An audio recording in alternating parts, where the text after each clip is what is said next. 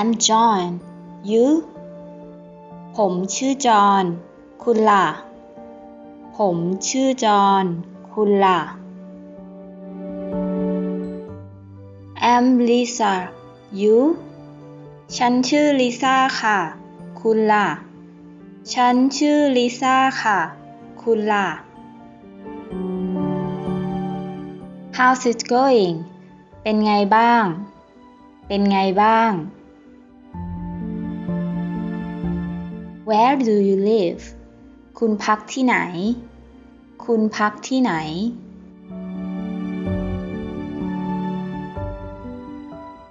I'm glad to meet you ยินดีที่ได้รู้จักยินดีที่ได้รู้จัก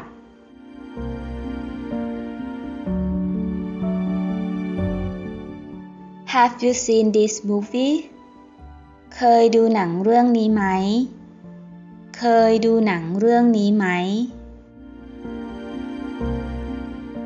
Shall we eat together ไปกินข้าวกันไหม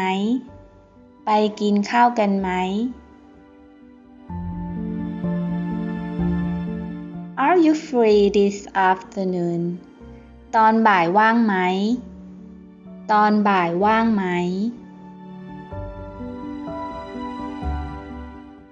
Let's have some Thai food สั่งอาหารไทยดีกว่า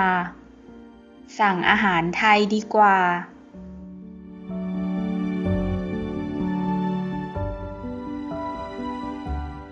Should we meet again จะเจอกันอีกไหมจะเจอกันอีกไหม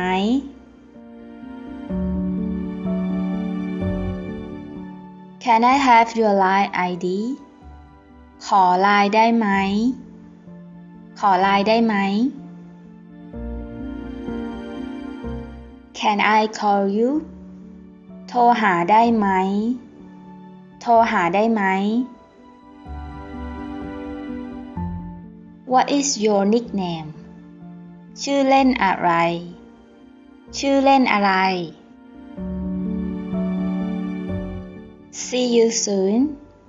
เจอกันเร็วๆนี้เจอกันเร็วๆนี้ Have you eaten กินอะไรหรือยังกินอะไรหรือยัง Safe home กลับบ้านดีๆนะกลับบ้านดีๆนะ Safe drive ขับรถดีๆนะขับรถดีๆนะ You look beautiful คุณสวยจังคุณสวยจัง You have beautiful eyes ตาคุณสวยจังตาคุณสวยจัง You have a wonderful smile คุณยิ้มสวยคุณยิ้มสวย Is something on your mind คิดอะไรอยู่คิดอะไรอยู่ What are they doing พวกเขาทำอะไรกันพวกเขาทำอะไรกัน Calm down ใจเย็นๆใจเย็นๆ Don't blame yourself อย่าโทษตัวเองอย่าโทษตัวเอง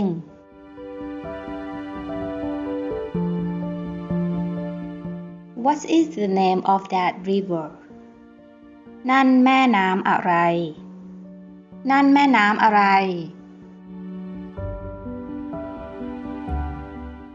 See you tomorrow เจอกันพรุ่งนี้เจอกันพรุ่งนี้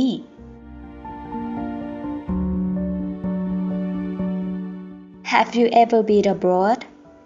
คุณเคยไปต่างประเทศไหมคุณเคยไปต่างประเทศไหม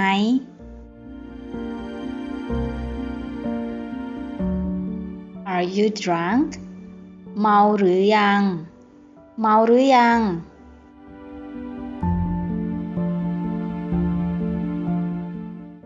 Have fun ขอให้สนุกนะ ขอให้สนุกนะ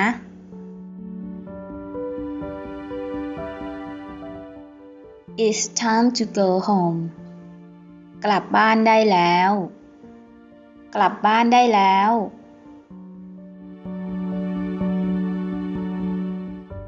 What would you like to eat อยากกินอะไร อยากกินอะไร Do you like fishing ชอบตกปลาไหม ชอบตกปลาไหม Sure thing แน่นอนที่สุด แน่นอนที่สุด Where do you want to go อยากไปไหน อยากไปไหน Is it allowed to smoke สูบบุหรี่ได้ไหม สูบบุหรี่ได้ไหม What's the weather like today วันนี้อากาศเป็นยังไง วันนี้อากาศเป็นยังไง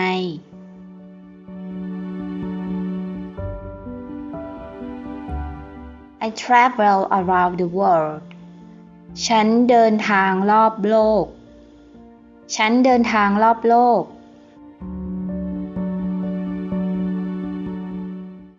I would like to go to the park ฉันอยากไปสวนสาธารณะ ฉันอยากไปสวนสาธารณะ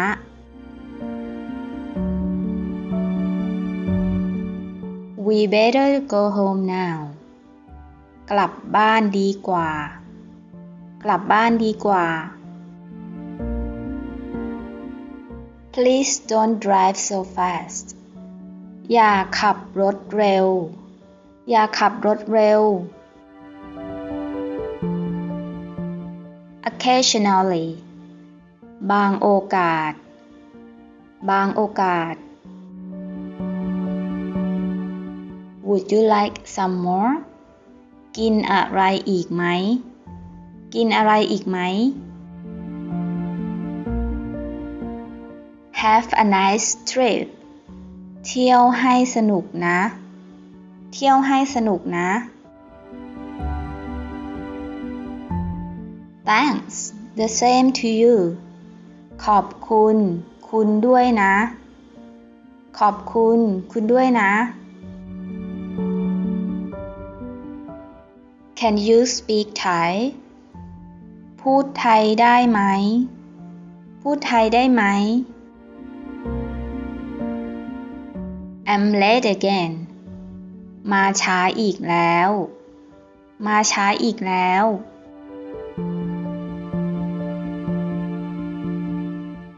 Don't forget it อย่าลืมนะ อย่าลืมนะ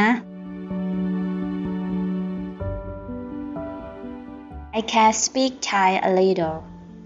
พูดไทยได้นิดหน่อย พูดไทยได้นิดหน่อย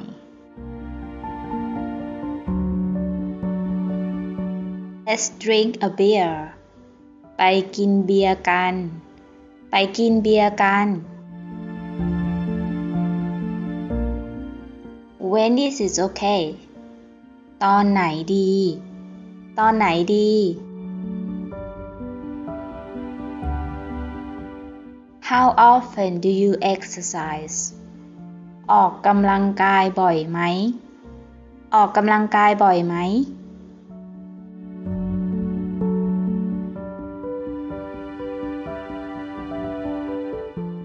Invite your friends ชวนเพื่อนของคุณ ชวนเพื่อนของคุณ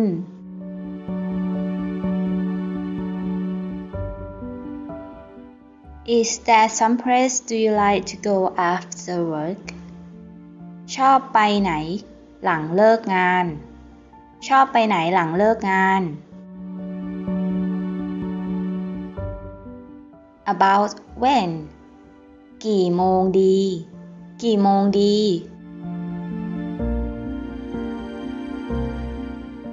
Is that too early มันเร็วไปไหมมันเร็วไปไหม Mangoes are good but I like coconut better มะม่วงก็ดีแต่ชอบมะพร้าวมากกว่ามะม่วงก็ดีแต่ชอบมะพร้าวมากกว่า What can I do for you ให้ช่วยอะไรไหมให้ช่วยอะไรไหม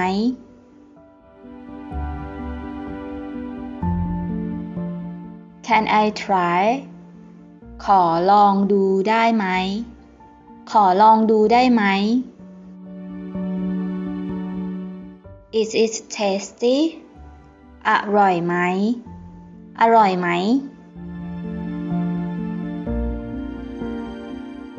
Do you live alone คุณอยู่คนเดียวหรือเปล่า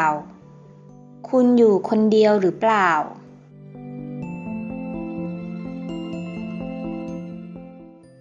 Ashtray please ขอที่เขี่ยบุหรี่หน่อยขอที่เขี่ยบุหรี่หน่อย How old are you คุณอายุเท่าไหร่คุณอายุเท่าไหร่ What are you going to do this weekend เสาร์อาทิตย์นี้ทำอะไรเสาร์อาทิตย์นี้ทำอะไร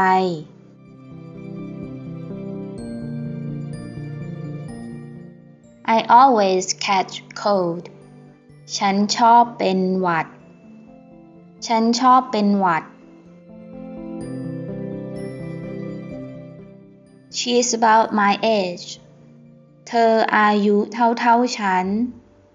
เธออายุเท่าๆฉัน Do you serve draft beer มีเบียร์สดไหมมีเบียร์สดไหม Whiskey on the rocks please เหล้าใส่น้ำแข็งเหล้าใส่น้ำแข็ง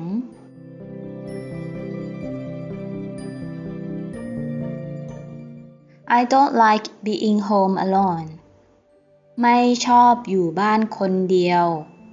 ไม่ชอบอยู่บ้านคนเดียว Which teams are playing ทีมไหนเล่นอยู่ทีมไหนเล่นอยู่ Don't give up อย่ายอมแพ้อย่ายอมแพ้ Do you like อีสาน music ชอบเพลงอีสานไหมชอบเพลงอีสานไหม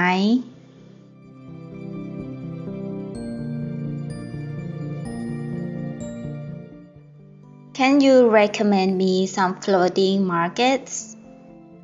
ไปตลาดน้ำที่ไหนดีไปตลาดน้ำที่ไหนดี What day is it today วันนี้วันอะไรวันนี้วันอะไร Do you like to cook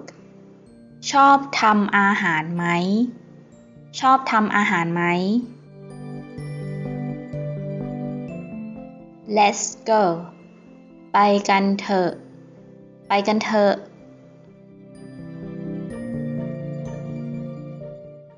Do you want to go to a movie ไปดูหนังกันไหมไปดูหนังกันไหม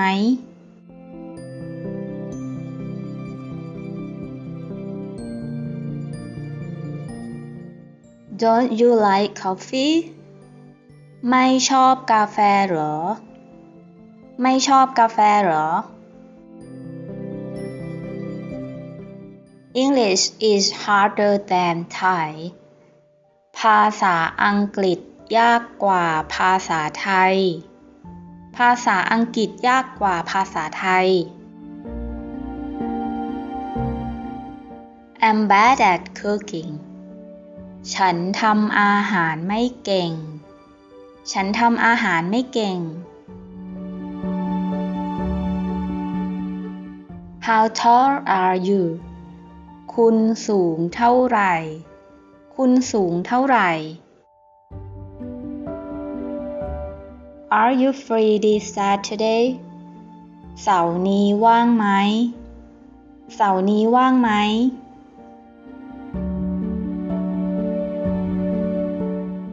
Is everything alright ทุกอย่างโอเคไหมทุกอย่างโอเคไหม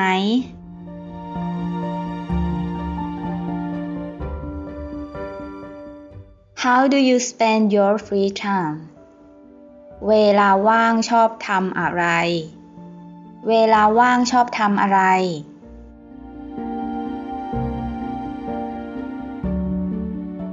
Where do you work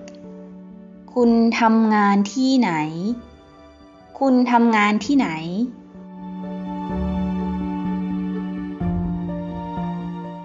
Where were you yesterday เมื่อวานคุณอยู่ที่ไหนเมื่อวานคุณอยู่ที่ไหน Which season do you prefer คุณชอบฤดูอะไรคุณชอบฤดูอะไร I don't like rain ไม่ชอบฤดูฝนไม่ชอบฤดูฝน How many languages can you speak คุณพูดได้กี่ภาษาคุณพูดได้กี่ภาษา Is everybody ready ทุกคนพร้อมยังทุกคนพร้อมยัง Have we met before เราเคยเจอกันไหมเราเคยเจอกันไหม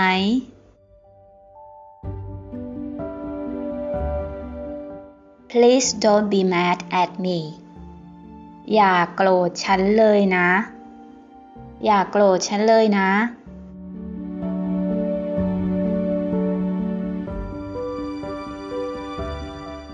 Do you have any siblings มีพี่น้องไหมมีพี่น้องไหม Are you married แต่งงานหรือยังแต่งงานหรือยัง I really love Thai foods ชอบอาหารไทยมากชอบอาหารไทยมาก My favorite food is ผัดไทยชอบกินผัดไทยชอบกินผัดไทย I'm a cat lover ชอบแมวมากชอบแมวมาก There are many shops มีร้านค้าเยอะแยะมีร้านค้าเยอะแยะ Are you interested in sports ชอบดูกีฬาไหมชอบดูกีฬาไหม I enjoy watching movies ฉันชอบดูหนังฉันชอบดูหนัง Thank you for your help ขอบคุณที่ช่วยนะขอบคุณที่ช่วยนะ